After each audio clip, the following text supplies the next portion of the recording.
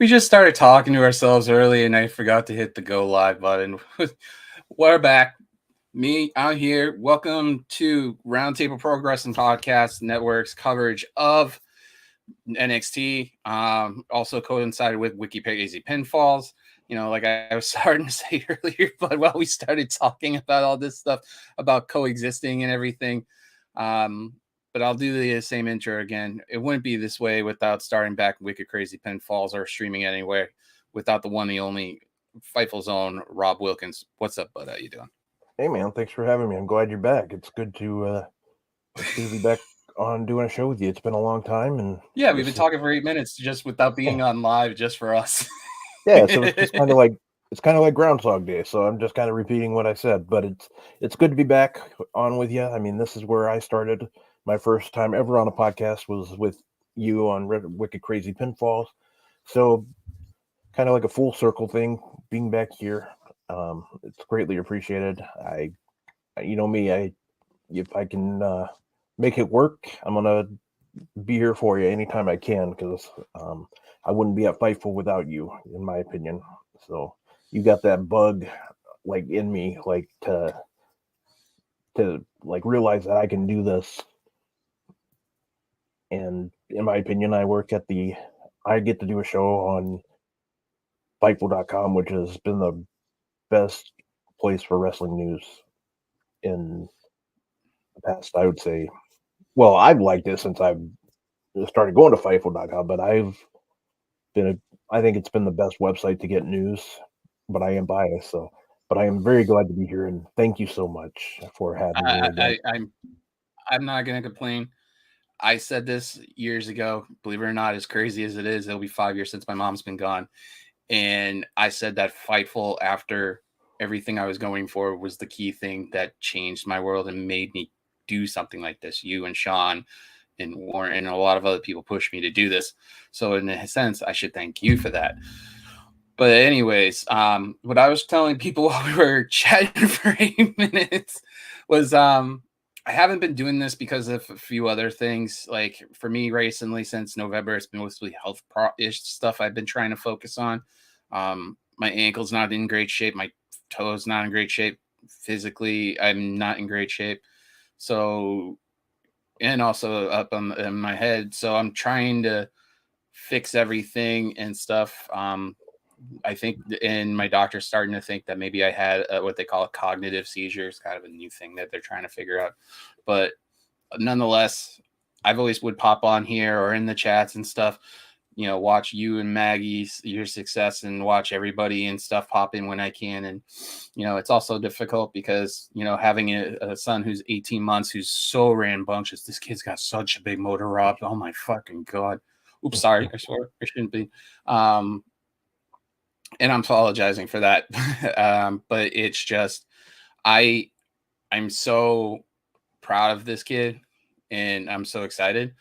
But for me, this past year, since also to him, you guys, if you need to talk to somebody, dude, yeah, I know, Sinner, I'm sorry. Um, but if something like that, where if you didn't push me to go to shows, I wouldn't have gone to the ROH show right after Brody was born. I wouldn't have gone to War Games. I wouldn't have gone to the Battleground and stuff like that. And I got to, and segue into the first match. Now, the way we're going to do it here is different than everybody else because we're going to talk about this storylines more so than the match itself. Because the story for me, wrestling's all about stories. The matches are key cogs on it to push it, but mostly there's other things, bits and pieces that are more important. And we're going to review mostly all the stories and stuff that connects and how we will get to one point. It's like reading a book for pretty much. For me, Battleground was a major changing point for NXT because of the fact that you had Mello as the champion against Breaker. You had Trick outside, not even interfering once, not touching anything or anything near or getting involved or anything. The Dijak and Dragunov match was amazing. I thought that was close to being the match of the year for the last year. But of course, I was being biased. I was watching it. But what they did after the cameras went off was even more so. And I've posted the picture numerous times of Trick being with taking a picture of Lily because it was her first wrestling show. it's something she'll remember for the rest of her life, and that's more important. But with going into the segue to this, the first match was Anilfrey and Blade versus Trick Milligang, as they call themselves. And the thing is that this story is starting to build up quicker and quicker now towards the point where one of them is going to turn. Now, we were talking a second ago, and you were mentioning how Williams is going to be working twice at Vengeance, possibly, and it makes more sense than anything. But where do you see this story? Like I was saying, do you see it go towards Stand and Deliver? Do you see at Vengeance it changes, or in between then? Because we have call-ups coming down the pike after Mania, but we also have other things going on too. Yeah. So what I think is going to happen is they hinted at it on Tuesday that Trick will likely wrestle twice at Vengeance Day. And what I said was everybody's been planning on Carmelo being the one that turns on Trick. I think it's going to be vice versa. I think what's going to happen is they're going to win the Dusty Cup. And I think Trick's going to turn on Carmelo after, because I don't think he's going to, as much as I think he'd be a great champion in NXT, I don't think he's going to win the title at Vengeance Day. And I think he's going to be pissed off about that and irritated. And I think that's going to get him to turn on Carmelo. Because the one thing that I've learned with WWE that they do, and it's very smart that they do this with most people, is they want them to go through a heel phase in NXT before they move them up. Carmelo Hayes and Trick have gone through that phase, but I think they want to see Trick Williams do that by himself without Carmelo Hayes. So I think it's real possible we see Carmelo Hayes be called up right after, basically right after Stand and Deliver. I believe we're going to see the main event of Stand and Deliver be Carmelo Hayes versus Trick Williams for the title, because I think Trick will win the title before Stand and Deliver, but I think he'll win it after Vengeance Day, if that makes sense. So no, it makes perfect sense, because that's just my opinion. And I think part of that's how I would book it, because that way Carmelo loses in NXT and he just goes straight into Raw or SmackDown, wherever they put him on, because he's going to be a star once they let loose. We got to see what he did on Friday on SmackDown. He was awesome. I know the match ended early because of potential. It was called correctly. The referee did the right thing. He immediately ended the match, so that was a good thing when it looked like both men could have been hurt. But that's my theory. I think we're going to see Carmelo and Trick win the Dusty Cup, and I think that's just my prediction. But I think that's where it's headed. I basically, in the long run, I say it's headed to Stand and Deliver for those two to have a match.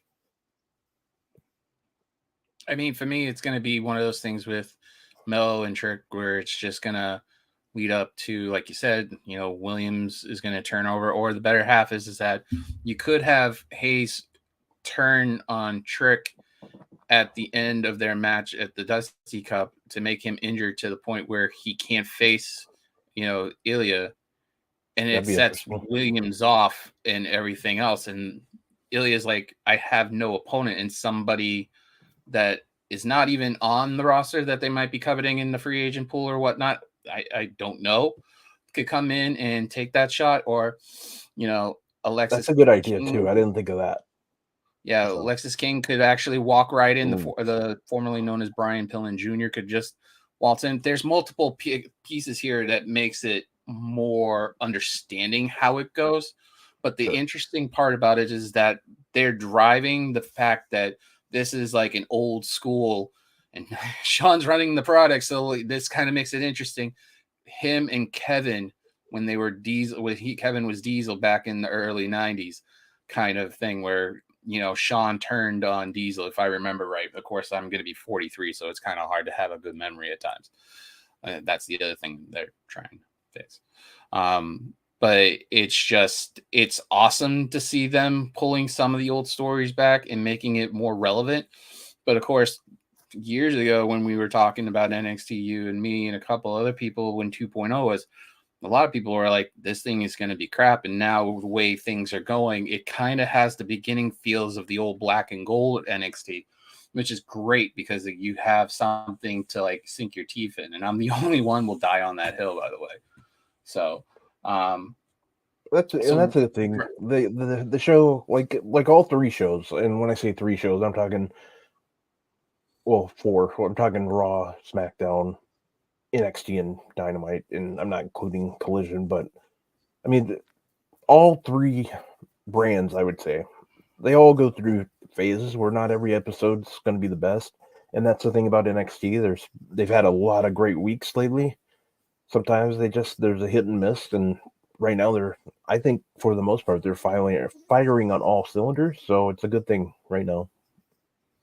It makes it the only thing that Fightful reported where you work for reported. I think it was Sean that reported it, that this is the first time in this year that, even though it's been a short couple of weeks, that NXT has dropped under a certain amount of ratings. They have 700,000 in ratings, which is very phenomenal considering the fact that people were talking about the whole what was it, the Tuesday Night Wars, the Wednesday Night Wars with AEW for a while, the beginning of the 2.0 era and stuff.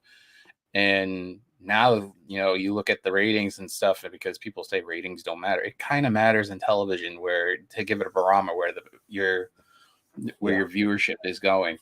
It's awesome to see NXT thriving and stuff, and it's just crazy how it goes.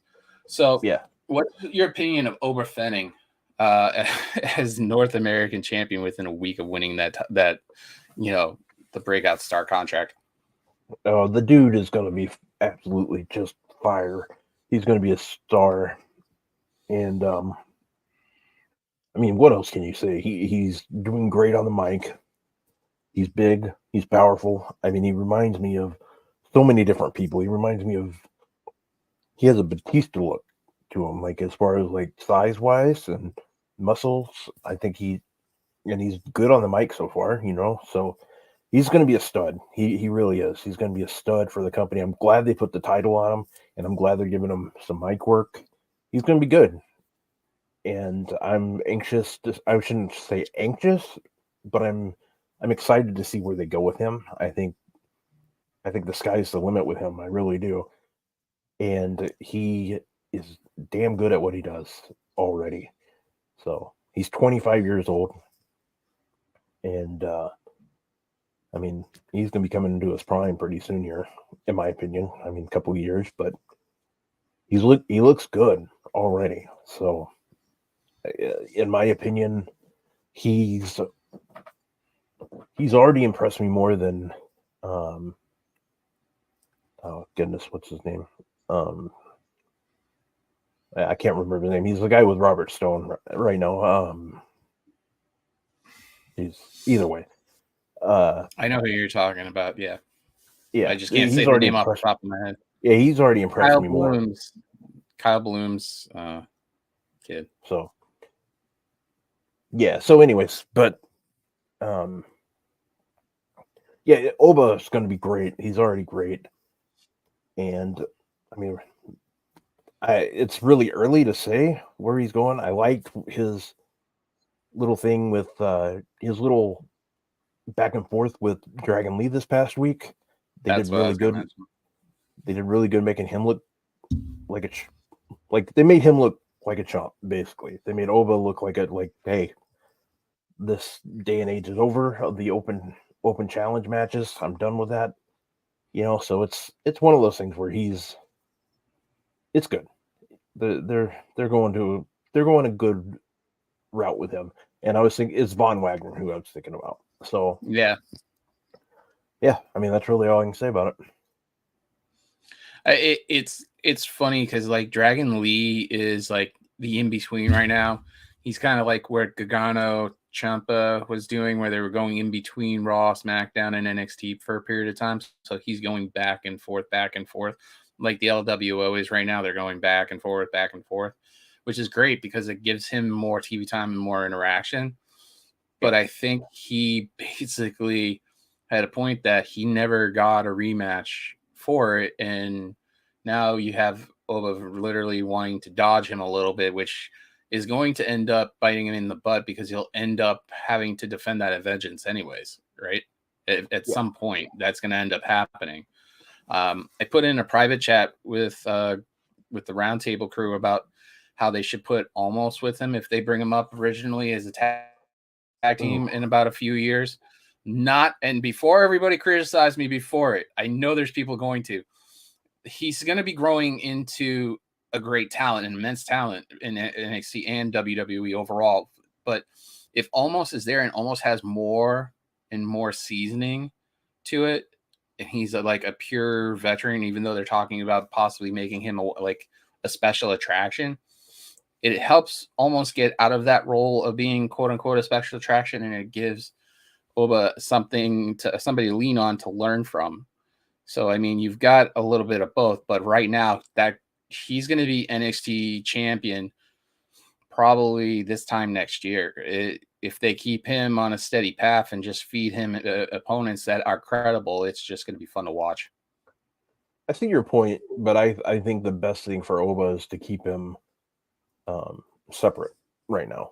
Like, let him do his own thing. If any, because he doesn't need a mouthpiece, and we know. And granted, anything can change. We could see Omos and MVP kind of split up eventually. You know, you never know.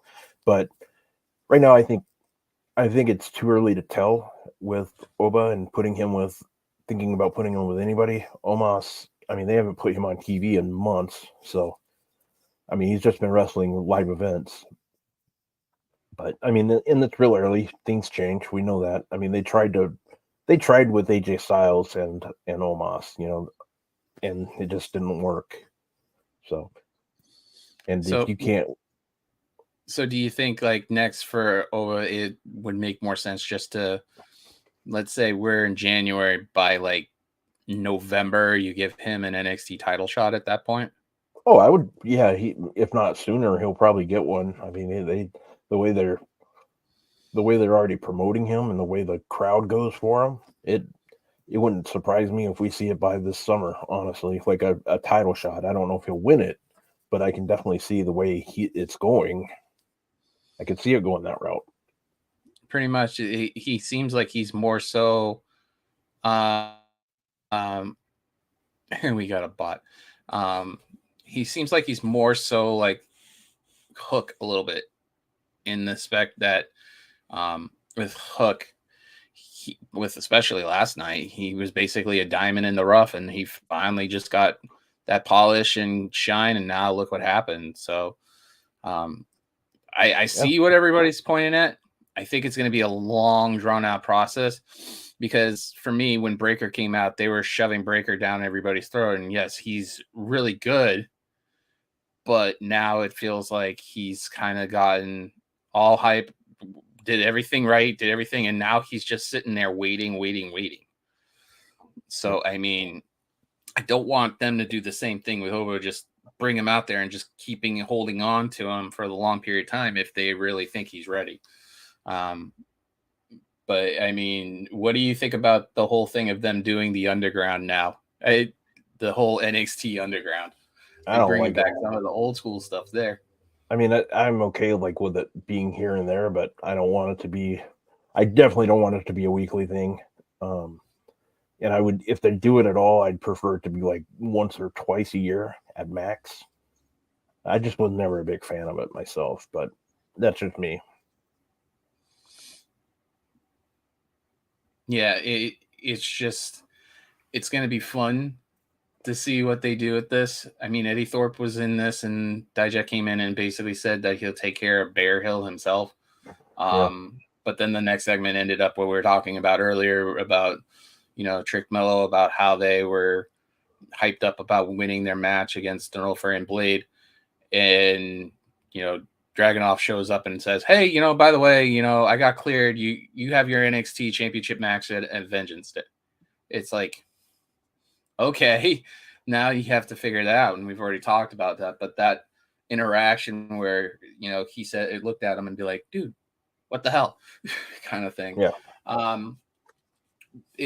It's fun to see these three play on each other and stuff. And they were doing it before Dragunov got injured and everything and stuff. It's just so good. I can't wait for them to match up. The other thing I just thought of, it could be a triple threat that they could throw into the mix and make, Hayes and Williams turn on each other. It's anything's possible. So this second match is Lyra Valkyrie, Tatum Paxley, Lola Vice, and Elektra Lopez. I mean, Tatum Paxley is doing a phenomenal job in stuff. I said to a friend of mine, she's kind of like the NXT's current version of Nikki Cross, how Cross basically pops up everywhere and creeps people out. But she does it in such a way where it makes it meaning a lot more than just her popping in and just looking around and popping down like a whack-a-mole. It's just so interesting, and I can't wait to see where they go from here. Obviously, this match is going to dissolve anyways. Like here, Valkyrie and Paxley win, and towards the tail end of it, I think, sorry, it's been a long day. I think the fact that with everything breaking down with Lola and Elektra, it's going to be them two at Vengeance Day for her opportunity at the Breakouts contract to get that shot with the women's champion. And that would be very interesting considering the Battle Royal happened also. What are your thoughts on Paxley doing an amazing job? And, Valkyrie as the champion is really good. Everybody in this match and their stories are in the perfect spots as they are right now. Yeah, NXT's women's division has been absolutely just slaying it, in my opinion. They've been just killing it. They've been really good.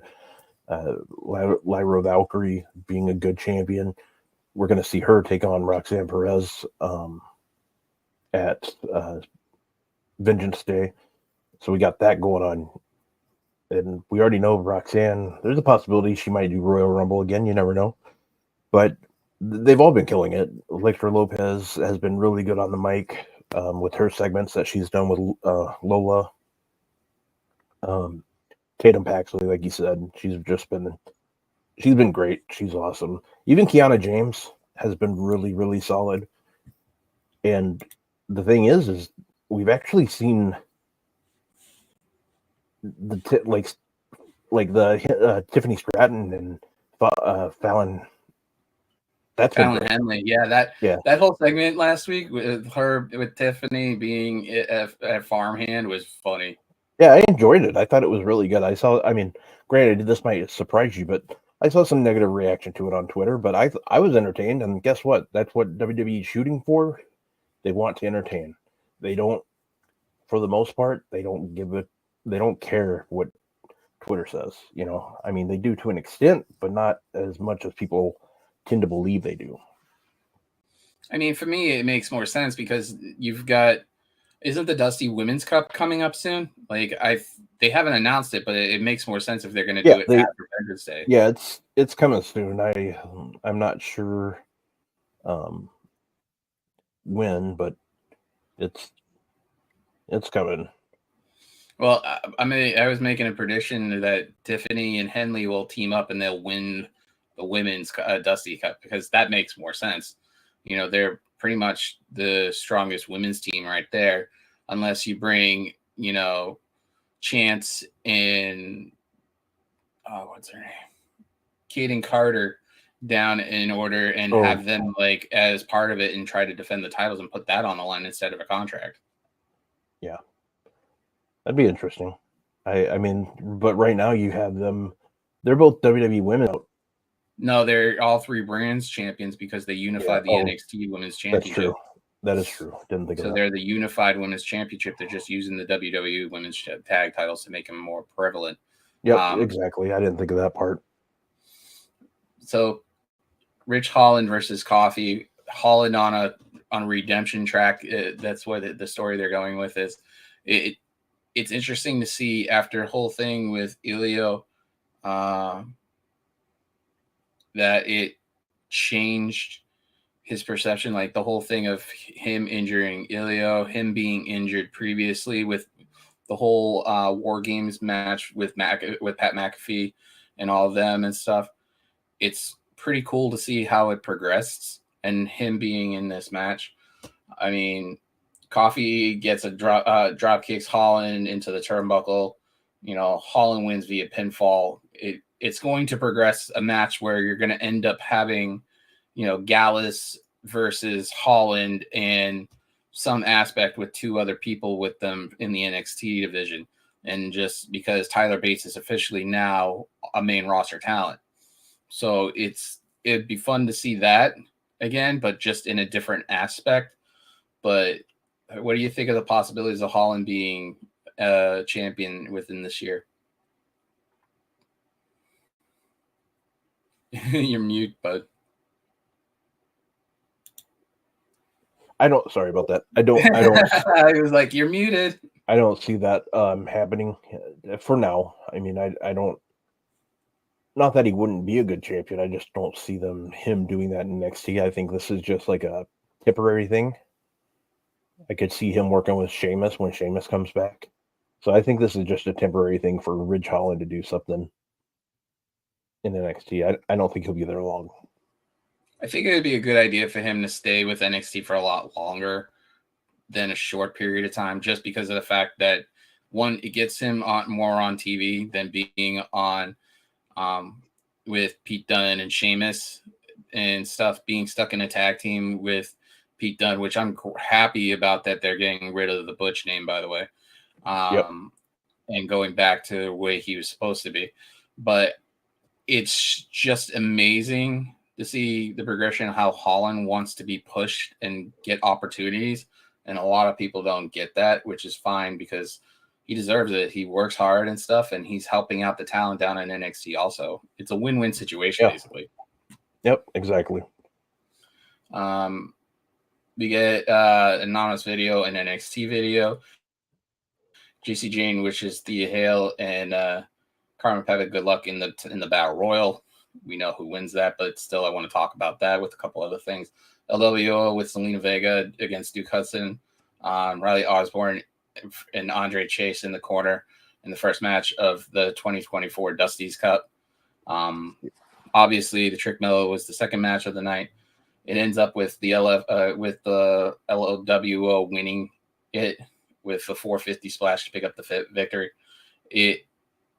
It's interesting to see Chase U deteriorate after they had like this high end run for a little bit, but seeing Andre Chase in a panic mode and stuff, and JC Jane trying to take point and take over it, it almost feels like the captain's going down with the ship and the crew is basically upheaving everything he hopes for. So I wouldn't be surprised that you see Duke Hudson turn on Andre Chase at some point. I actually think it'll be vice versa there.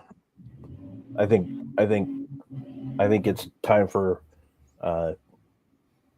Andre Chase to do the heel thing. That's just my opinion, but you never know because I'm not really good at the predictions. That's not breaking news if you've ever watched my prediction show. So I'm just going with the way I would book things. But yeah. Well, you're not wrong because the draft we did for a few years ago for WWE, we hit on some and we're off on some, but the majority of the time you are right on a lot of them. So give you more credit on your predictions than you are. Mm-hmm. Well, no, my pay-per-view predictions is what I'm talking about. That I would honestly tell people if they were going to bet, do whatever the opposite I say, because that's usually how it goes. I mean, really bad. I think I can't remember the last show I did, but it wasn't too long ago. I want to say it was. I want to say it might have been Survivor Series where I got maybe 1 or 2 out of 3, or 1 and 2 out of the 5. It wasn't good. So, in AEW, I like severely failed, like bad on Full Gear. So. But also the Wicked Crazy tournament, you did pretty good too. So I mean, you can't fault it on that stuff too. That is true. Yeah. So yeah, LWO wins by via pinfall. The family gets together with Andrea Rizzo. Sorry, I am bad with names a lot of the time, and encourages them to pay attention to the main event tonight. I love her accent. The whole Italian kind of Yeah. accent kind of thing. It's interesting to see somebody who can actually not like who learns it by accents. It's like a British person learning an American accent and stuff, the regionalism stuff. It's interesting to see how their monikers and their tones change with it. Von Wagner wants a shot at the Heritage Cup. Fine. They have to get the cup off of Noam Dar somehow. They've given, Nathan Frazier it. They've a shot at it. They've given a few other people and stuff, and some crazy shenanigans happen. So Dar keeps it. It's well overdue. I equate the ROH, one of the ROH titles. I think what is it? One of the guys in the you would know this because of it, but sorry, you got to repeat that. My audio cut out.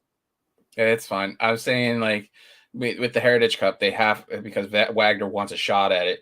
They have to get it off of Noam Dar. Yeah, Dar because it's been on him for a long time, and it kind of reminds me of one of the RH titles that they have, where it's just the same kind of aspect as the Heritage Cup, but it's well overdue. If Wagner takes it, great, but there's got to be somebody else. I would love if they don't set up Alexis King into that position. I would love to see Alexis King versus Noam Dar for that Heritage Cup and see what King can do with it to make it more up there, because Dar's doing an amazing job with it. But right now, as it stands, it's just sitting around collecting dust because he's doing it at multiple matches, but it's not like meaningful enough. I don't know what you're thinking, but that's how I see it. I can see that. And Noam Dar's a hell of a wrestler, so it's one of those things where I'm always happy to see him on my TV. I don't really like the character aspect of where they're going, but it's one of those things where if they decide to take the title off of him, I hope they have another plan for him. I don't want him to lose the title, or I keep saying title, but the cup. I don't want him to lose the cup and then not see him on TV. A lot of people don't remember that this guy used to wrestle on Raw, so I mean, he was on Raw. He was with Alicia Fox, Alicia Fox was for a period of time. LA. So I mean, the guy, and plus he's been wrestling for a while. He's really good, even outside of when he was in the WWE. He's fire. I mean, he trains people. I mean, he's like one of the big guys in NXT, like people that they can go to, wrestlers can go to for advice. Him, along with Drew Gulak, that's another person that people can go to. I just hope they have something for him if he loses that title. So otherwise, I just say keep that cup with them and do your thing, do what they're doing. So the next thing that happened was Dijak versus Bear Hill, was alluded to in the NXT Underground. Dijak obviously wins this. The story doesn't push much other than having Joe Gacy out there and stuff. It's interesting to see Gacy's collapse with Schism, and now he's doing his own thing, which is great. There's no it feels like they're trying to figure out where to put that piece where he is into certain things. Him and Dijak, if they have a match of Vengeance, would be a phenomenal match. It would be this year's version of Dijak and Dragunov. So, I mean, it's just going to be fun to see the progression of their story if this is how it goes down to it. I mean, you've got one amazing guy in Dijak, and you've got Gacy, two top tier guys that in any company that will literally let it go. And that reminds me, Joe Gacy's another guy that people can go to. He's been wrestling for a while. I mean, he was in a stable in Evolve with Eddie Kingston, Swerve Strickland, and Kobe Carino, Steve Carino's kid. So I mean, the guy's been around for a while, and he's good. So the NXT has some really good people. So basically, Briggs talks to JBL also during this the whole vignette of this. says he sees a lot of potential in Briggs. Briggs is one of those guys that's been in NXT since the beginning of the 2.0 era, and the sky's the limit for him. If he's going solo, it wouldn't shock me eventually him at some point. My thing is, I want to know why all these wrestlers are starting to try to look like Magnum TA. Between him and Hangman, I don't understand it. But hey, Magnum TA was a hell of a wrestler. He wasn't around the business long, so a lot of people don't know him. But yeah, I mean, I like Briggs and Jensen. I actually like them a lot. I wish they didn't separate them, and I hope they don't in the long run. But JBL being with him will help him with mic skills. I think they're going to have JBL manage him for a little while. That way he can get. This is again not. I don't know if that's what they're doing. I haven't heard anything. I don't know anything. I'm just going based off what I think they're going to do. I think that's just the best way to go, in my opinion. No, I agree. But I think that eventually, if they want to do something and make a twist out of it, they can make Briggs and Henley get back into a situation where they both just happen to intersect again, and Jensen just is trying to feel out what's out there. He's been in some of the TV stuff, but is just as a background character, which is sad because he's literally just a phenomenal guy. With him as a tag team was very entertaining for me, at least. Yeah. So they're talking about, another vignette, a quarter catch vignette. NXT next week coming up. We'll talk about this next week about the Vengeance Day contract signing for Valkyrie, and we all know it's going to be Pop Rocks herself, Roxanne Perez, and then the winners of tonight's main event plus Braun Breaker and Corbin versus Nathan Frazier and Axiom. Sorry, it's getting there with me. I'm getting older. So the number one contendership match, the women's battle royal plus the fatal 4-way. All the participants, you got Perez, Davenport, Dolan, Hale, Henley, Jordan, James, Dame, Turner, Lash Legends, Jackson, just basically the entire women's roster there, including Tatum Paxley and stuff.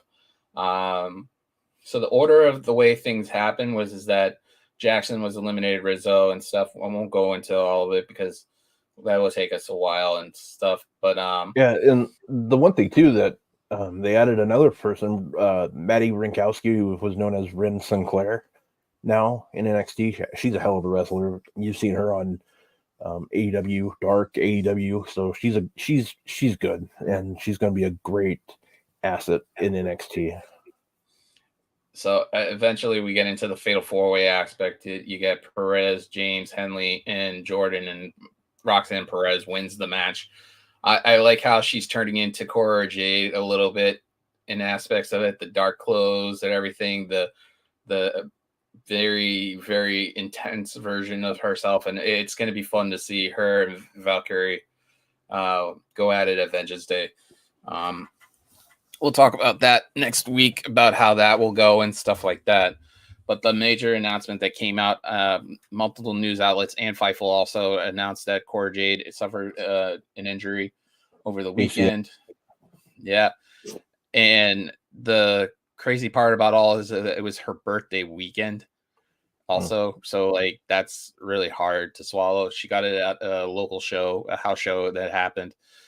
For me, though, it was, like I said to you guys, it's more so important because even though the women's division is stacked, they were setting her up to be the next women's champion and stuff. And now we have to wait a year. Hopefully she comes back safely and stuff and just sees how everything progresses. But I mean, this is like the second injury. Yeah. Sorry to cut you off there. The one thing that I would say is, yeah, absolutely. I hate that she tore her ACL because I enjoy her. I think she's really good. I've been able to see her wrestle before she was in NXT in person, and she was really good.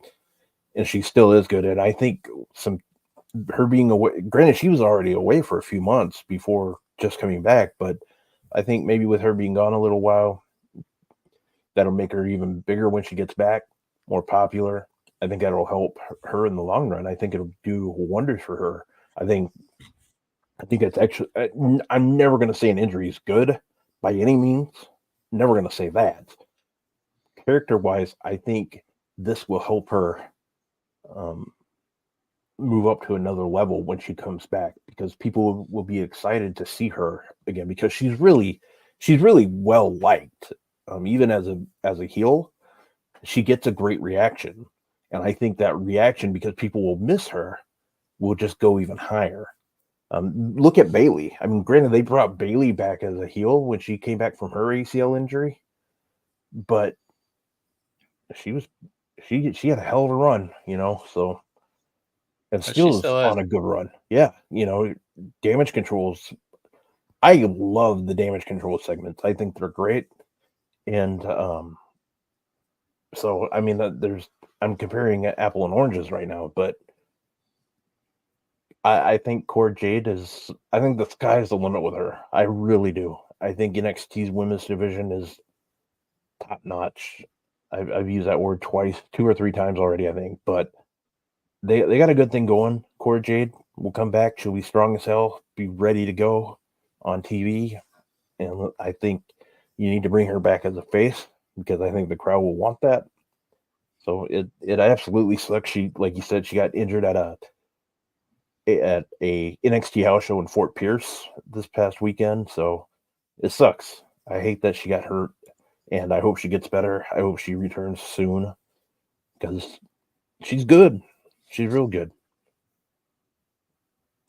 No, you're absolutely right in that, because of the fact that the crowd is just all in on who she is and stuff, and the back end of the stories, like her and Punk and everything, and it made it a lot more interesting to see the growth of it. I would love to see, as this is crazy to say this, I would love to see Izzy, the interview that you're gonna have to go see on Friday that Sean does with her, on Fightful. I would love to see her in NXT, but I would love to see her first match would be Cora coming back and Cora making fun of her past and stuff. That would be interesting, because that would set up Cora and stuff like that. People tell me all the time, she's ready for the main roster. She's ready for the main roster. I get that she might be ready for the main roster, but it's a matter of fact on how well her rehab progresses. I literally thought out of everybody in the Rumble for NXT, she would have been the first person in the Rumble this year for NXT, just to lead the charge on that. And I've said it out loud publicly too. I could see that. I could have seen that, rather. So we're going to wrap this up. This is this week's NXT. Like I said, we'll talk about all the stuff, and we're back on Wicked Crazy Pinfalls. We're going to try to figure out what time slot to go into. We'll talk to everybody about it. I mean, I love doing this. This has always been a passion of mine and stuff. And now I have more flexibility to do it. It's also therapeutic too. So as I say to everybody, Rob, tell them where you can find them. You can find me at Rob Wilkins on X or Twitter, whatever you want to call it. I'm on Instagram at FightfulRob, and I'm on Threads at FightfulRob. Every Friday at 3 o'clock Eastern on Fightful Overbooked, I co-host a show called Coexisting with Rob and Maggie. We just have a good old time for an hour and a half and talk wrestling, all the action that went down, the news of the week, just a good old time. It is a show that is definitely not for children, so but it's a good time. So make sure you join. Next week, tomorrow we'll be talking about Cora Jade's injury. We'll be talking about Cody Rhodes and CM Punk. They're going to meet in the ring. They're not going to have a match on Monday, but they're going to meet in the ring. We're going to talk about that. We're also going to talk. We're just going to review what we liked about AEW, NXT, Raw. And then next week, we will be doing our Royal Rumble predictions. So it's going to be good times. Dude, I got to hop on that. I got to make my prediction soon. It's just going to be fun. It's that time of year. It's January. We're heading closer and closer to WrestleMania and Stand and Deliver. Other than that, You can find me at Throwback 978 on the X or the Twitter, or whatever you want to call it. Twitch, you're watching it right now. If you are, it's Throwback 978 on the Twitch, and also Throwback 27 on the YouTube. I'm always around if anybody needs to talk. It's always good to have interactions and conversations, whether it's, Twitter or whatever you want to call it, or just, any way, shape, or form. I'm always around, even if you need somebody to listen. It might be helpful. I know from personally talking to somebody helps. So, an instance, well, that's why we'll just say, hey, do a good deed, pay it forward. Just have fun, enjoy life. From Rob Wilkins to me, just enjoy your Thursday. Good night, y'all.